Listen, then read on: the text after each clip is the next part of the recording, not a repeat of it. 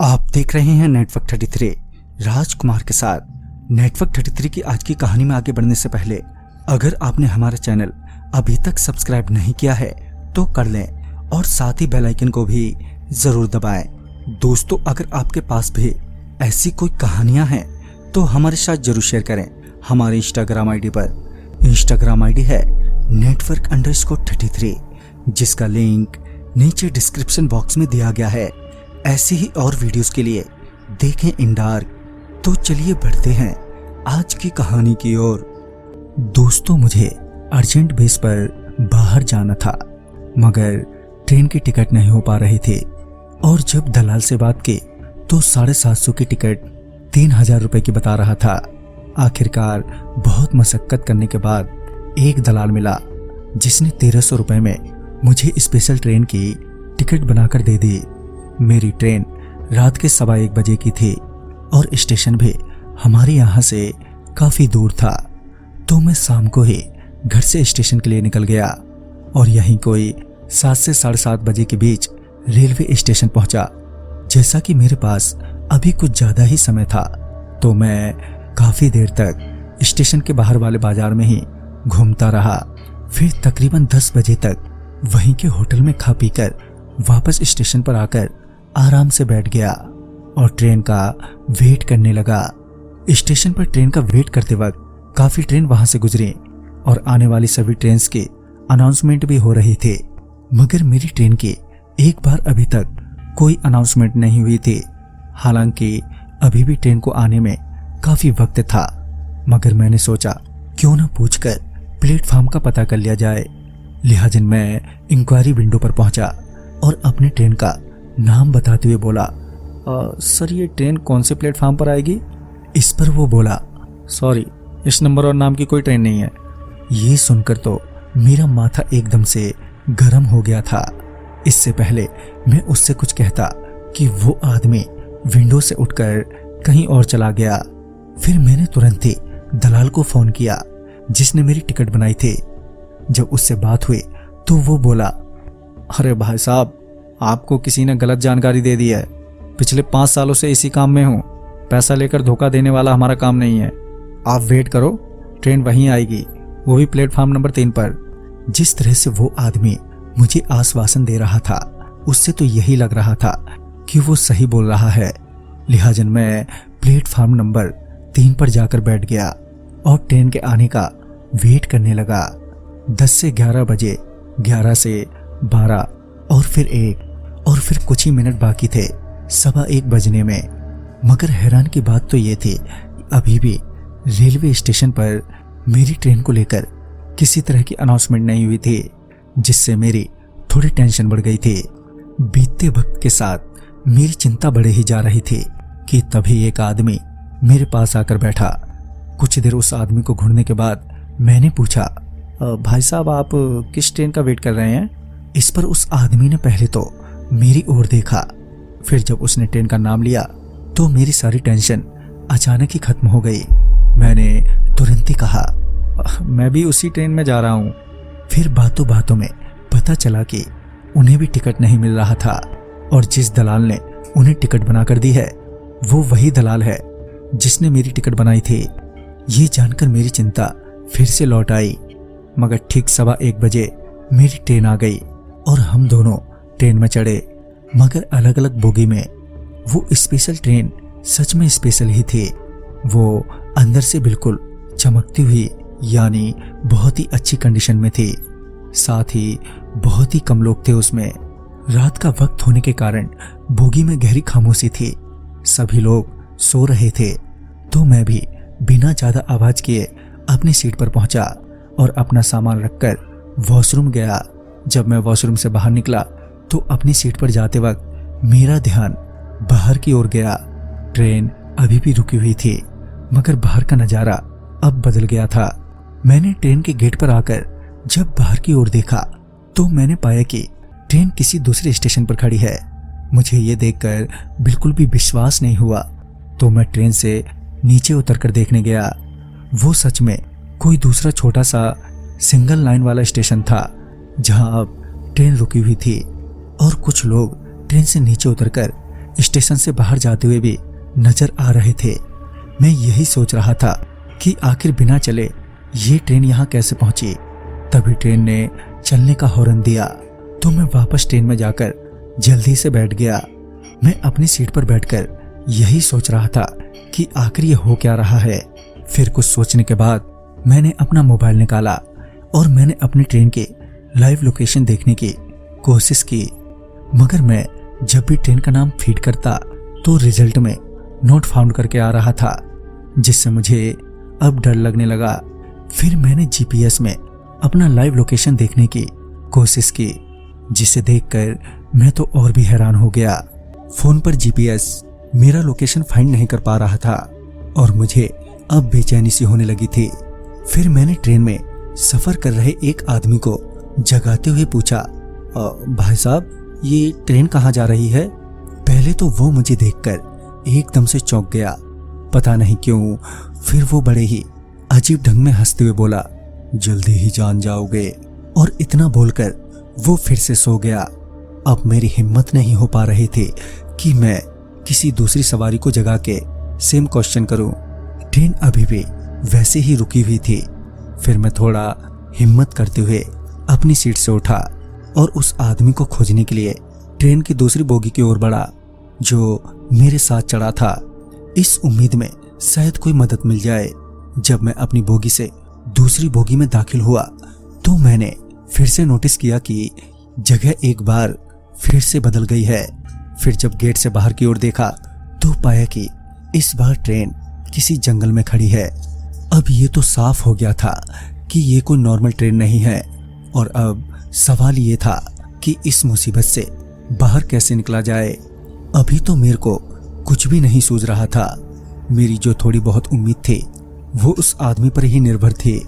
लिहाजन मैं फिर से उस बोगी से अगले बोगी की ओर बढ़ा। बोगी से गुजरते वक्त एक बात तो मुझे और ज्यादा ही अजीब लगी।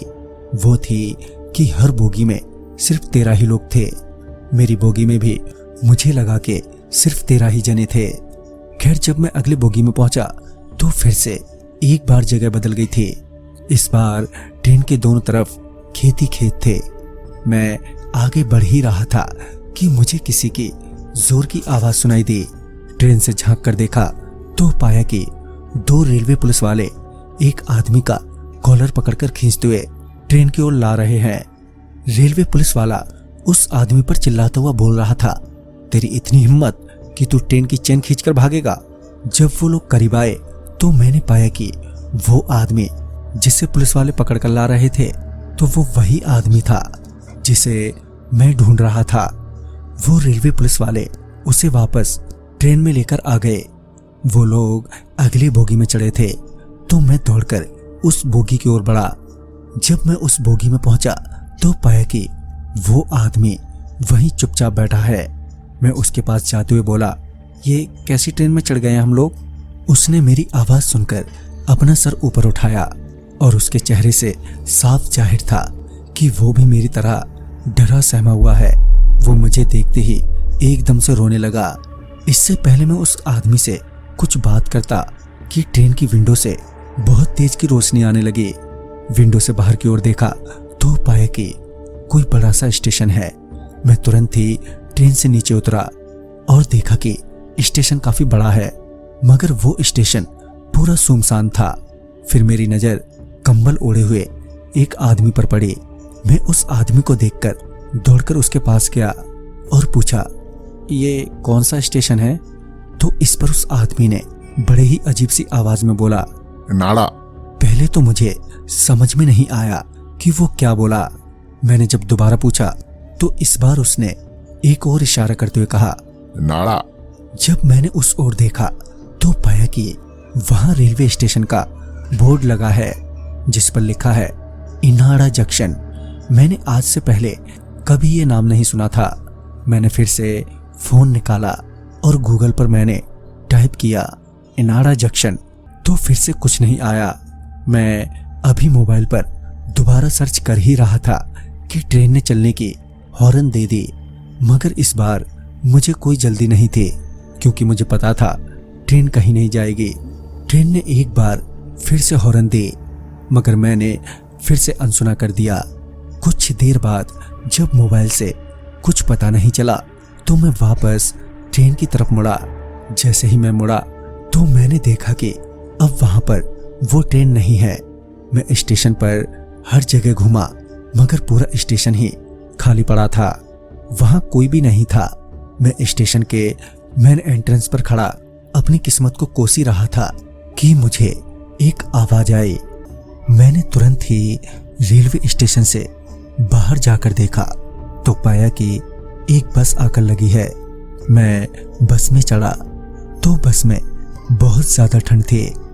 मैं एक सीट पर बैठते हुए कंडक्टर को आवाज देते हुए अपने पास बुलाया और पूछा, भैया ये बस कहाँ जाएगी और ये कौन सी जगह है? इस पर बस का कंडक्टर उसी सवारी की तरह अजीब ढंग से मुस्कुराते हुए बोला, कुछ देर में खुद जान जाओगे। ये बोलकर वो वापस अपनी सीट पर जाकर बैठ गया। जब मैंने कांपते हुए बस में एक नजर घुमाई तो पाया कि उसमें भी 13 ही सवारी हैं और सभी ने लाल चादर ओढ़ रखी है। मैं बस में बैठा यही सोच रहा था कि मैं किस मुसीबत में पड़ गया हूं कि तभी मेरे फोन की रिंग बजी। जब फोन देखा तो फोन ऑफिस से आ रहा था। मैंने फोन उठाया। फोन पर मेरा मैनेजर था जो बोल रहा था, अरे भाई तरुण, 1 बजने को है, तुम अब तक आए नहीं? पता है ना कितना इंपॉर्टेंट मीटिंग है आज। इस पर मैंने कहा, मैं तो कल सुबह पहुंचूंगा ना सर, अभी तो रात का वक्त है। मैंने इतना कहा ही था कि फोन अपने आप ही कट गया। मैंने इधर से कॉल लगाने की बहुत ही कोशिश की मगर कोई फायदा नहीं हुआ। फोन रखते वक्त जब मैंने फोन पर ध्यान दिया तो फोन में कल का डेट दिखा रहा था और टाइम दोपहर के 1 बजे की। ये देखकर मैं तो पागल सा ही हो गया था। यहाँ अभी तक सुबह भी नहीं हुई थी और फोन के हिसाब से डेट और टाइम सब बदल चुका था। मैं तो यही सोचकर बैठा था कि सुबह होते ही कुछ न कुछ रास्ता मिल ही जाएगा मगर सुबह ही नहीं हो रही थी। मैं अपनी सीट पर बैठा रो ही रहा था कि मैंने ध्यान दिया कि बस की सभी सवारियां उतर चुकी हैं और हम अब बस में सिर्फ 3 लोग ही बचे हैं और बस वापस मुड़ गई है कि तभी बस रुकी और कंडक्टर ने मुझे बस से उतरने का इशारा किया। बाहर बहुत ही अंधेरा था, दूर दूर तक खेत ही खेत थे। मैं बस से वहां उतरना तो नहीं चाहता था मगर ना चाहते हुए भी मुझे वहां उतरना पड़ा। मैं अभी बस से उतरा ही था कि मुझे ट्रेन की हॉर्न बहुत जोर से सुनाई दी मगर आसपास कोई ट्रेन या रेलवे ट्रैक नजर नहीं आ रहा था। मैं यही सोच रहा था कि मैं क्या करूं अब कि तभी 2 लोगों ने मुझे पीछे से पकड़ लिया और चिल्लाते हुए बोले, अरे फिर से ट्रेन की चेन खींचकर भागे जा रहे हो। मैंने जब उनकी ओर देखा तो पाया कि वो दोनों वही रेलवे पुलिस वाले हैं जो उस वक्त उस आदमी को खींचकर ट्रेन में ले जा रहे थे। फिर सामने देखा तो वही ट्रेन सामने खड़ी थी। वो दोनों मुझे खींचते हुए उस ट्रेन में ले गए और मेरे को मेरी बोगी में छोड़कर वहां से चले गए। मैं घूम फिर कर वापस इसी ट्रेन में आ गया था। मुझे अब ऐसा लगने लगा था कि अब मेरी जिंदगी का सफर इसी ट्रेन में खत्म हो जाएगा। कुछ देर तक यूं ही बैठने के बाद मैंने सोचा कि उस आदमी से जाकर मिल लूं जो मेरे साथ चढ़ा था। लेकिन जब मैं उस बोगी में पहुंचा तो उस बोगी में अब कोई भी नहीं था। पूरी बोगी खाली ही थी। मैं ये देखकर हैरान हो गया और मैंने अपनी तसल्ली के लिए ट्रेन के कुछ अगले डिब्बों में जाकर भी देखा तो पाया कि उन डिब्बों में भी 13 सवारी या फिर पूरी बोगी खाली ही है। मतलब कि एक बोगी की सारी सवारियां किसी एक ही जगह उतरती हैं, जैसे इनाड़ा जंक्शन पर उतरे थे। मतलब कि मेरी बोगी के यात्री भी किसी स्टेशन पर उतरेंगे, वो भी 13 के 13 लोग। मैं वापस अपनी बोगी में आकर उस स्टेशन का वेट करने लगा जहां हम सारे उतरने वाले थे। मगर अभी भी रात ही थी, जबकि काफी लंबा समय अब बीत चुका था। मुझे ट्रेन में चढ़े मैं थका हारा अपनी सीट पर लेटे सो गया। फिर किसी ने मुझे जगाते हुए कहा, अरे भाई कितना सोओगे, अपना स्टेशन आ गया है, चलो चलो अपना सामान उठाओ। मैंने खिड़की से झांका तो देखा कि ट्रेन किसी स्टेशन पर है और बाहर काफी भीड़ भाड़ भी थी। मैं अपना सामान लेकर ट्रेन से नीचे उतरा। जैसे ही मैं ट्रेन से नीचे उतरा तो मैंने देखा कि मैं आखिरकार सही जगह उतर गया हूँ। दरअसल ये वही स्टेशन था जहां मुझे उतरना था।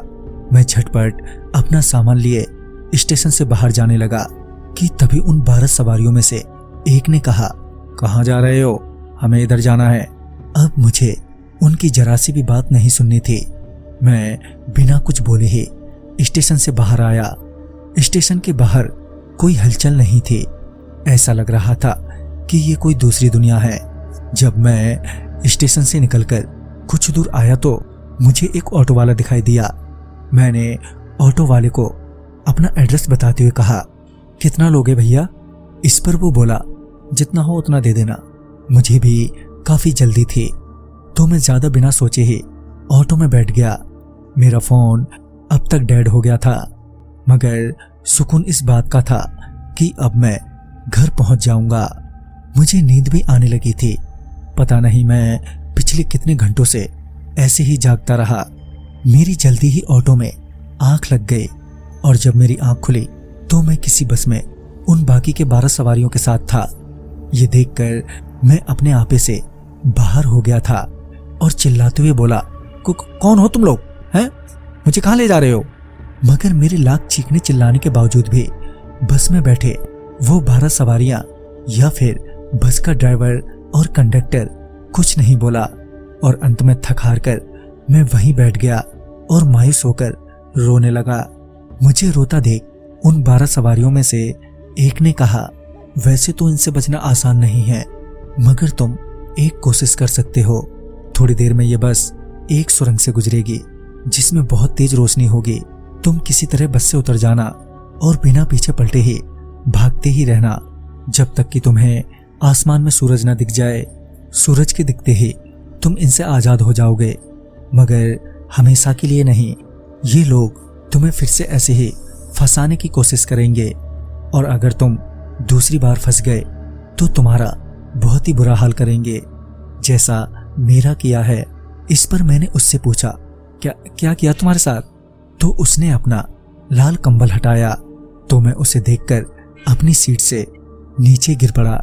दरअसल उसके शरीर का आधे से ज्यादा मांस गायब था। उसके चेहरे और शरीर की बहुत सारी हड्डियां साफ साफ नजर आ रही थी। मैंने किसी तरह अपने आप को संभाला और उस रोशनी वाली सुरंग का वेट करने लगा।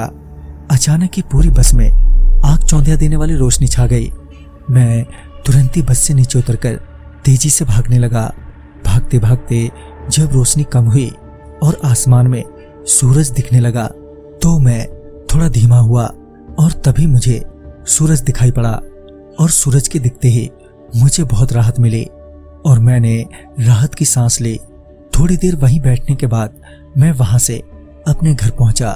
मुझे पता नहीं ये क्या था और मैं किस मुसीबत में पड़ गया था और ना ही मैं कभी जानना भी चाहूंगा। बस डर इस बात का है कि उस सवारी के अनुसार वो लोग फिर से मुझे अपने जाल में फंसाने की कोशिश करेंगे, मगर कब, कहां और कैसे ये पता नहीं। पर मैं अब काफी सतर्क रहता हूं, मगर अभी तक तो सब ठीक ठाक है, पर आगे का पता नहीं कि कब क्या हो जाए। तो दोस्तों, इस कहानी में बस इतना ही। कहानी आपको पसंद आई हो तो लाइक शेयर करें और साथ ही हमें कमेंट बॉक्स में जरूर बताएं। तो मैं आपका दोस्त राजकुमार जल्द ही मिलूंगा ऐसी ही एक नई कहानी के साथ। तब तक के लिए बाय एंड टेक केयर।